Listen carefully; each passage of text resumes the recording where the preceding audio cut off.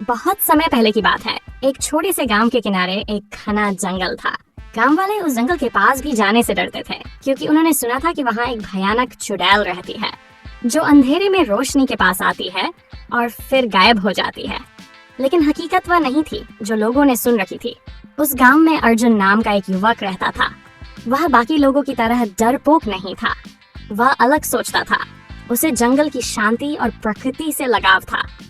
एक दिन वह लकड़ियां काटने के बहाने जंगल गया और वहां उसकी मुलाकात एक रहस्यमयी स्त्री से हुई। उसकी आंखों में गहराई थी और चेहरे पर उदासी की परछाई। तुम कौन हो? अर्जुन ने पूछा, थोड़ा घबराते हुए भी। स्त्री मुस्कुराई, मैं वो हूँ जिसे तुम लोग चुड़ैल कहते हो। अर्जुन चौंका, मगर भागा नहीं। अगर तुम सच में चुड़ैल हो तो मुझे अब तक नुकसान क्यों नहीं पहुंचाया? उस स्त्री ने धीमी आवाज में कहा, क्योंकि मैं इंसानों को नुकसान नहीं पहुंचाती, वे खुद अपनी कहानियों से डरते हैं। अर्जुन को समझ आ गया कि वह सिर्फ डर की एक कल्पना का शिकार है। अगले कुछ महीनों तक वह रोज जंगल जाता और उस स्त्री से बातें करता। उसने उसका नाम निशा रखा, क्योंकि वह रात की तरह शांत और रहस्यमयी थी।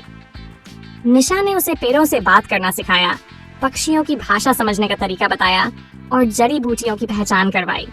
अर्जुन ने उसे इंसानों की कहानियां सुनाई, कविता, संगीत और दोस्ती का मतलब बताया।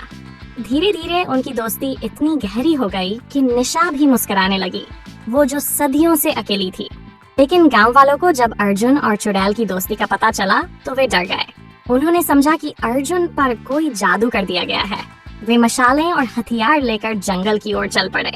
निशा ने अर्जुन से कहा, अब तुम्हें जाना होगा, मैं नहीं चाहती कि तुम्हें मेरी वजह से कुछ हो। अर्जुन ने उसका हाथ थामते हुए कहा, मैं तुम्हें अकेला नहीं छोड़ सकता।